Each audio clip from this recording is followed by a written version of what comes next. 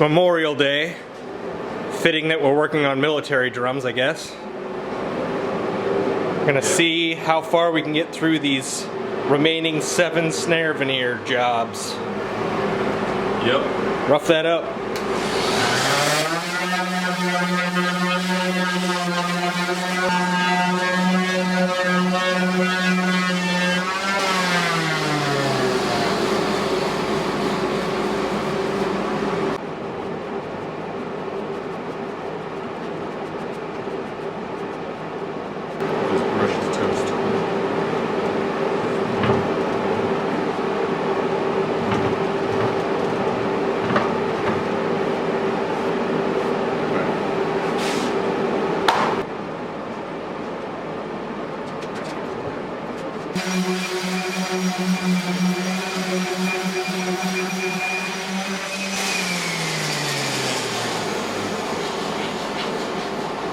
You know, I figure we'll probably glue up like, you know, 4 of these and then maybe press 2 of them and then do more glue and press a couple, and you know what I mean? Like, we don't have to glue them all and then press them all. True. I think it depends on how quickly the glue dries. I mean, as long as we glue them within like 4 or 5 hours, like press them within 4 or 5 hours of the glue going on, which we're gonna do. I don't think it really matters. They say you should bond, like press the bond as soon as possible after the glue dries, but especially since it's kind of rainy out and shit, like, I don't fucking know.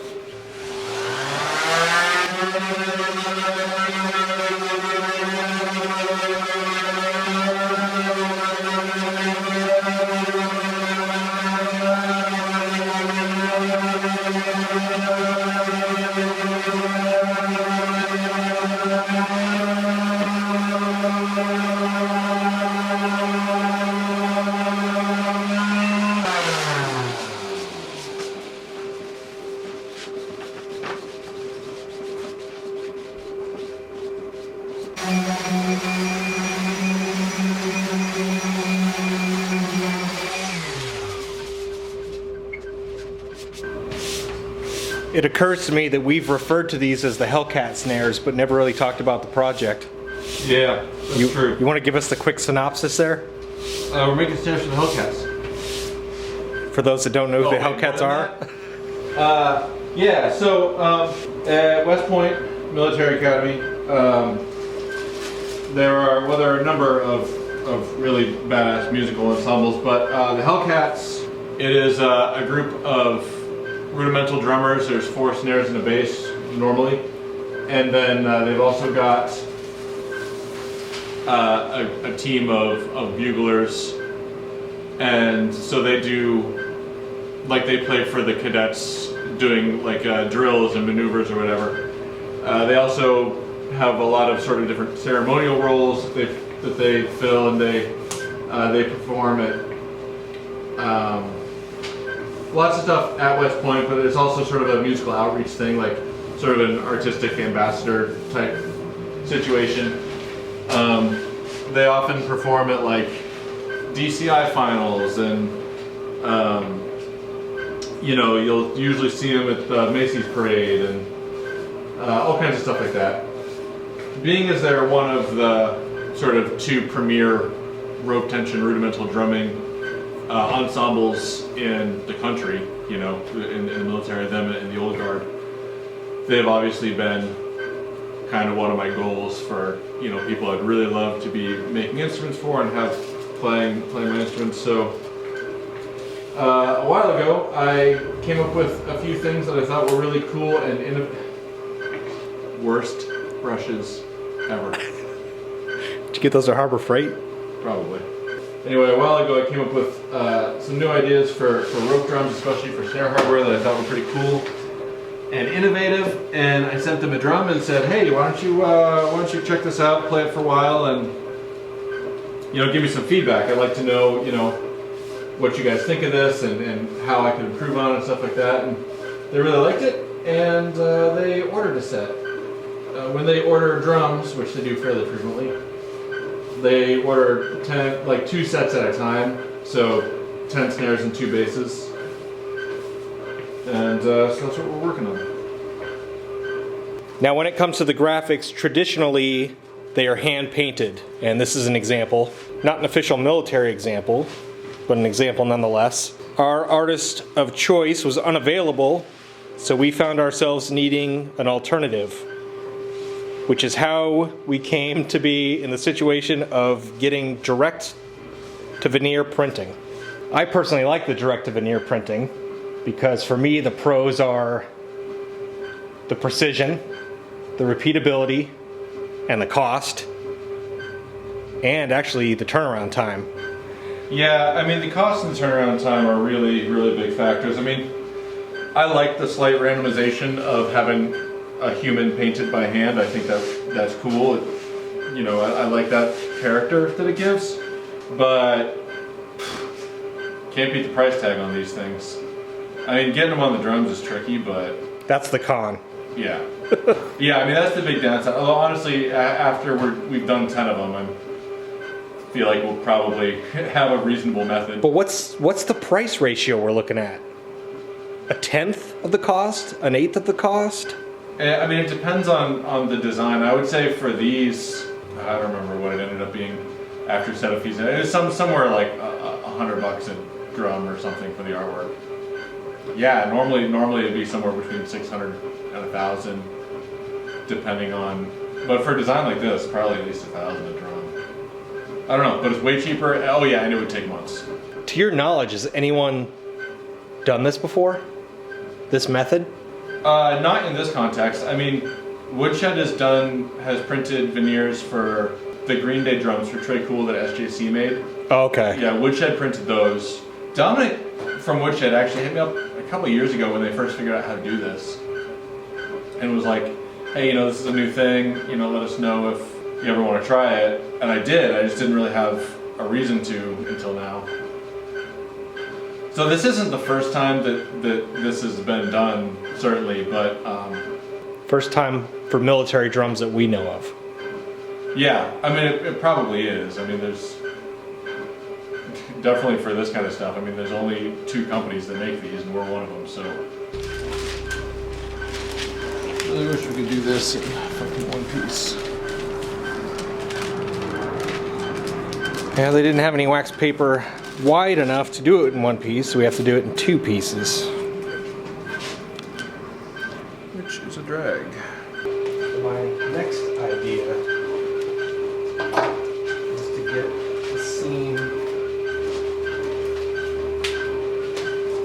pretty much close to under the veneer, and then clamp it to the side, so that way you can take the paper off without moving a clamp and adhere down the graphic. And Oh, then sure. pull the clamp. Yeah, let's try it. That's one.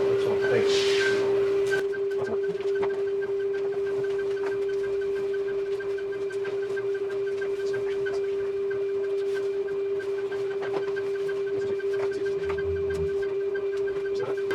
Yeah, I mean, it's so hard to tell with so much kind of like flex in it around here, but like, Well, if you stay on the table, you should be able to see it. Right? well, yeah. I mean, it's just it doesn't.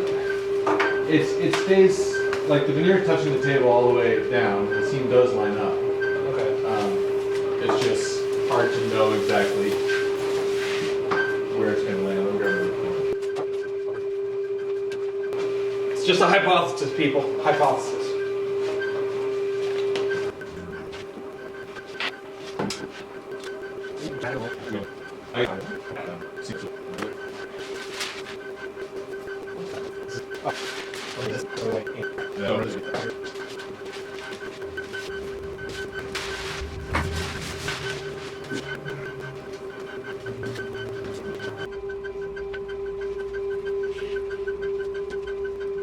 Disclaimer, that squeaking is the rotisserie. We're not running a brothel. Anymore.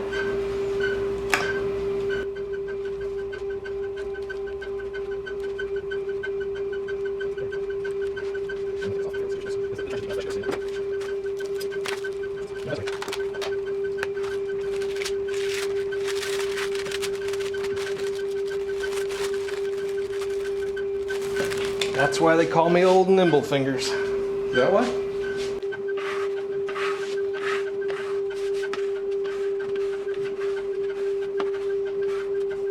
Didn't nail the first one of the day, but it went better than the first one from yesterday. Yeah. Yeah, it's not bad. It's not. I wouldn't say we nailed it though. Minimal tracking, and then cutting the seam. Yeah. Really hard to dial in that seam. When it's all said and done, finish is on it, the ropes are on it, the seams are going to be fully obscured, and they're still tighter than a lot of like what comes out of major manufacturers, but As long as the graphic's not leaning like a drunken sailor, we're good. We're happy. yeah, I mean that's the one thing where it would be a problem. Show me this drunken sailor.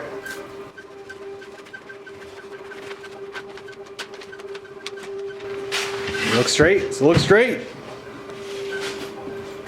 It's pretty straight. Looks straight. It is straight. Yeah.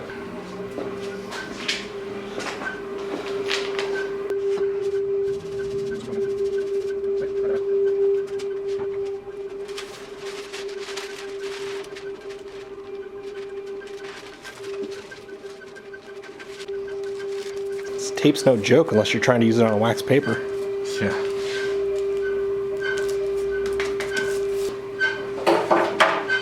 What we're trying to do over here is use the table to get the veneer bang on to the top of the shell.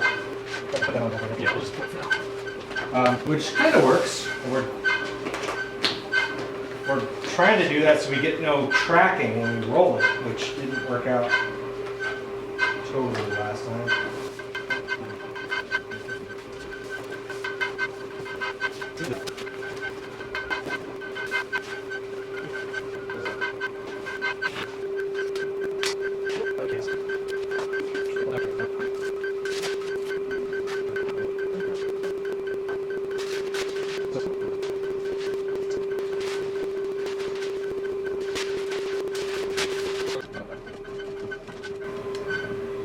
Yeah, I mean, The tracking seems better. pretty good.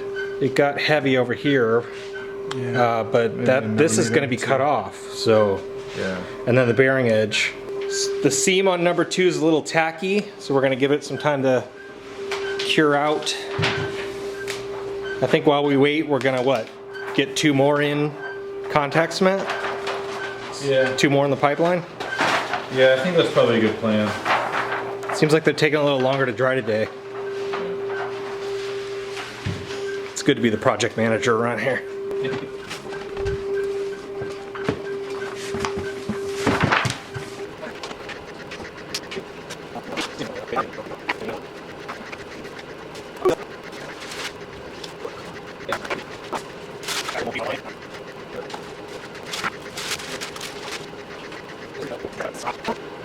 I'm nervous about this sticking. I think I'm going to cut off, just with scissors, I'm just going to cut off some of this so we're dealing with a smaller portion underneath this seam. Make sure you cut the right side off. Yeah.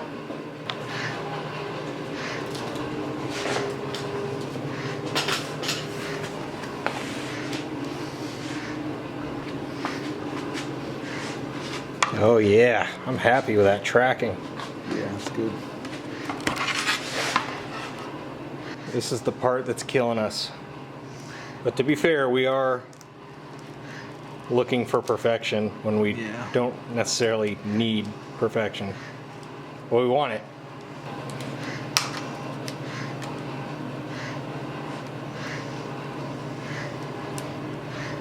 That's layer 1 of the overlap. Then we do layer 2, and then we take off the clamps and usually find out we're heavy.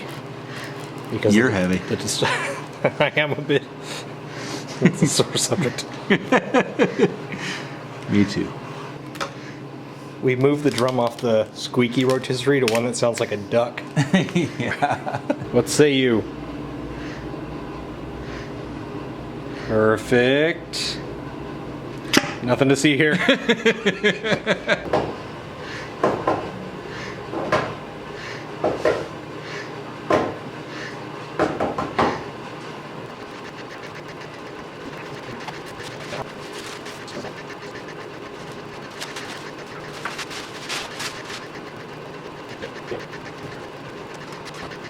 Had a bit of an accidental contact with this one. Got it off, but took most of the glue with it, so now we gotta spot glue, throw this up on our roller, circle back.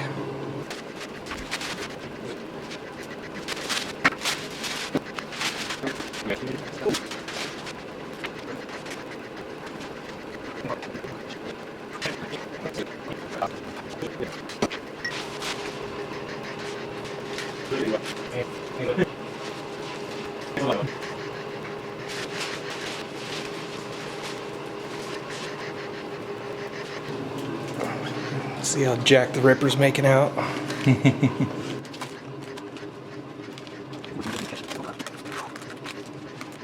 That's getting dicey.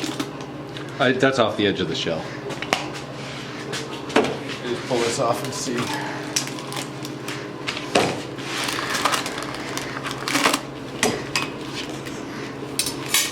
Gonna need 2 hands for this. It's a tad, just a CH high over here, but we think it is sand. It'd be perfect. Yeah, that's pretty damn good. Papered up, ready to go. I think that one's next. The weather today is definitely keeping these things tacky. Yeah, this is not a good day to do this, but Too late now. it's I mean, schedule is what it is.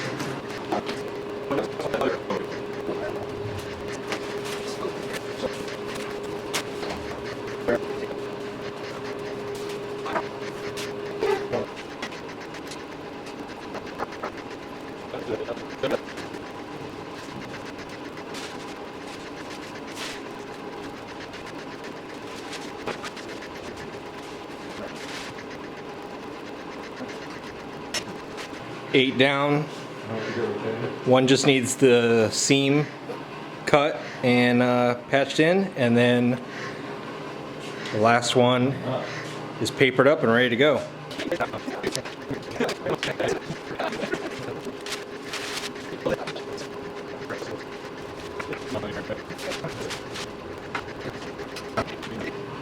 We did it. Now Bill will move on to re-rings starting tomorrow, interspersed with other projects because he only has so many clamps. Yep. There's no way this video is going to capture the roller coaster ride that was. Yeah, that kind of sucked, but they turned out really nicely. Pain is temporary, I guess. Yeah. Honestly, now that we know how to do it, like I would definitely do this again. That was scary because we had only exactly the right amount of supplies and materials, and we're a little short on time. This is a really good way to put art on a drum. The learning curve is steep, but I mean, I think we basically got it now. Well, we have other ideas, so we'll be doing it more, whether you like it or not. Yep.